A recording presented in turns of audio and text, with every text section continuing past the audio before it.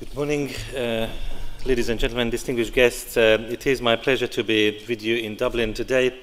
I would like to begin by thanking Eurofound for this invitation to address the Foundation Forum on Social and Employment Policies for a Fair and Competitive Europe. While emerging from the crisis as a stronger and more stable union is our common goal, we need to ensure that when growth picks up, this growth creates jobs. So this is inclusive.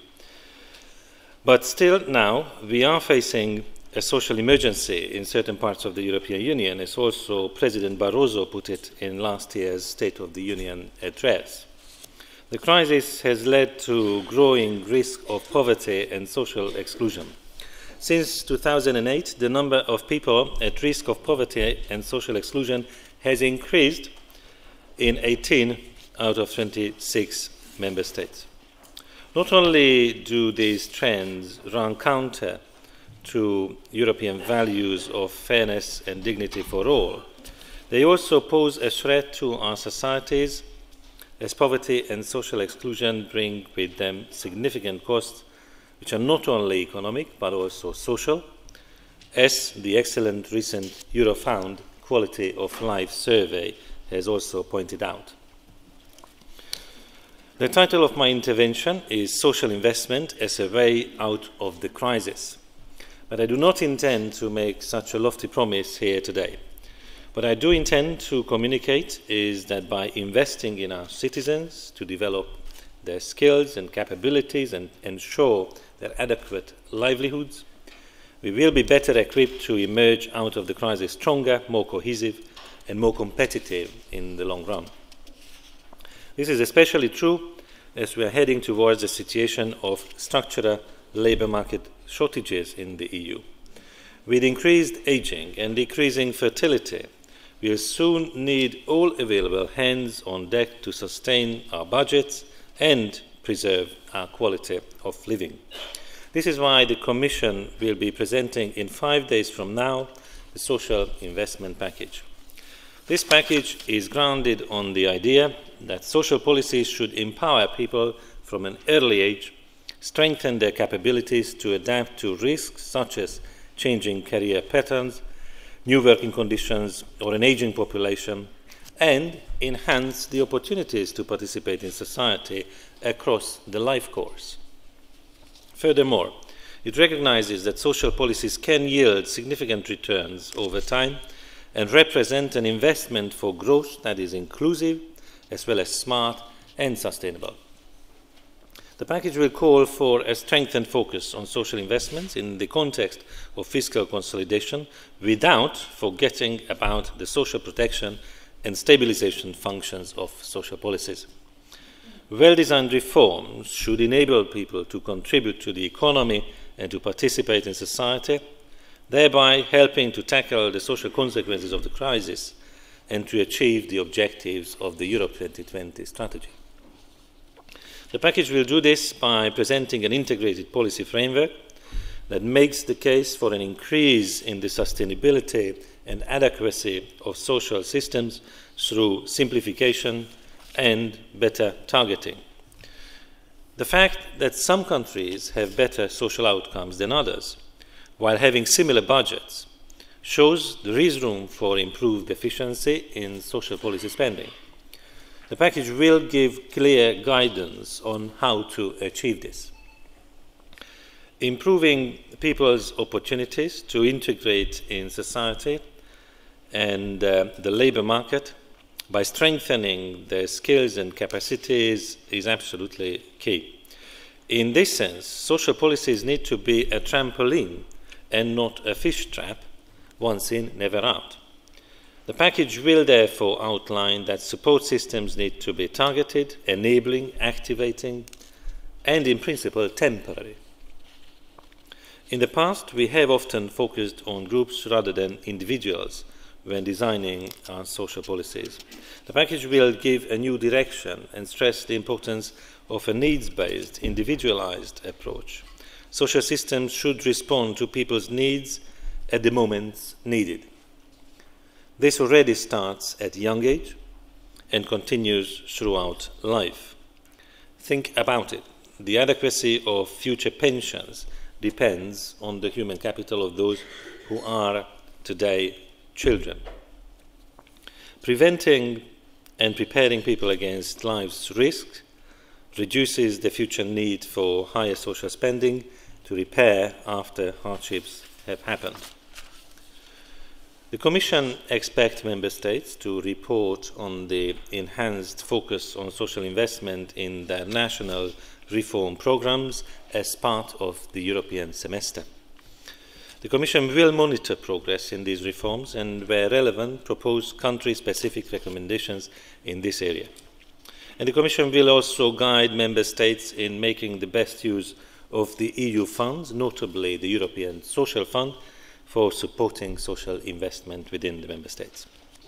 Furthermore, the social investment package will serve to inform our current discussions on strengthening the social dimension of a genuine economic and monetary union.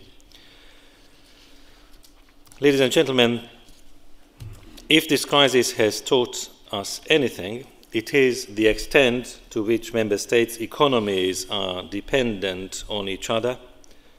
Increasingly, employment and social policies and the attendant challenges faced by Member States are a matter of common concern, especially inside the Eurozone. And that's why we also have to set our eyes to the longer horizon, which our director said in his introduction. All these aspects represent a strong argument for a social dimension of the EMU to be developed without further delay.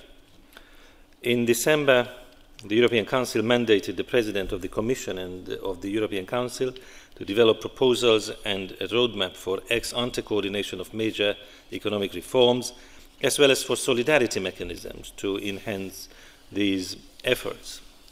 At the same time, the European Council has mandated both presidents to present measures to develop the social dimension of the EMU, including social dialogue. In my view, the social dimension of a genuine EMU must be adequately reflected in the EMU's rules and governance mechanisms to ensure that economic efficiency and social equity are pursued simultaneously. The proper functioning of the EMU requires that Member States work together to restore socio-economic convergence, address employment and social imbalances that risk affecting the EMU as a whole, and set up solidarity mechanisms to support Member States in addressing those imbalances. The monetary union must be able to collectively address the key employment and social problems facing it. This requires that fiscal objectives are reconciled with employment and social ones. In practice, this also means that fiscal coordination should be supported by fiscal transfers, if these are needed to enable Member States to undertake structural reforms that will help restore growth and jobs. While the economic crisis has been a stress test to the EMU, the way we reform the monetary union is now a test for the entire EU integration. A genuine EMU will mean coordinating reform and investment in the Member States by strengthening a common strategy for growth and jobs, and acting on macroeconomic imbalances as well as on key employment and social problems. If the Member States agree to pool more financial, budget and economic sovereignty and want this process to be legitimate in the eyes of the citizens, employment and social problems will need to be addressed, and not outside but inside the monetary union. This calls for an improved framework for coordination of employment and social policies within the EMU procedures. To ensure that employment and social policies are sufficiently able to deal with the challenges at hand, we need stronger policy benchmarks, for instance, on the quality of active labour market policies or on the coverage of lifelong learning. The Youth Guarantee also represents a policy benchmark. Putting such policies in place is a structural reform which should be supported, if needed, from an EMU fiscal capacity, such as the Convergence and Competitiveness Instrument, which the Commission proposed in its blueprint for a deep and genuine EMU last December. Policy benchmarks, or eventually minimum social standards or national floors, should also be envisaged in areas such as the social dialogue or minimum wages. In these areas, policy benchmarks or standards would not require much public investment to implement, but they would provide a clear social underpinning to the way the EMU works. Crucially, they would represent a safeguard that employment and social outcomes are not simply treated as residual variables in the process of macroeconomic adjustment. Ladies and gentlemen, in closing, I should thank you again for inviting me to take part in this forum at such a crucial moment in the European semester and the European year. We are currently preparing for a third European semester, and forthcoming meeting of the Ministers for Employment and Social Affairs on the 26th of February will be particularly important. Not only do we expect the Ministers to adopt the Youth Guarantee, one of the most concrete measures to help the growing group of young people neither in employment, education or training, but the Ministers will also be discussing the social dimension of the economic and monetary union. That's why I thought it's very important that while the conference itself has a different focus, it's important to put on the table these issues. I believe if we don't sort out the monetary union, we can simply forget about social investment in the EU, and potentially we can forget about the EU as such. This discussion about the social dimension of the EMU will be a very important step in the development of proposals that the President of the Commission, in close cooperation with the President of the European Council, will present to the June European Council.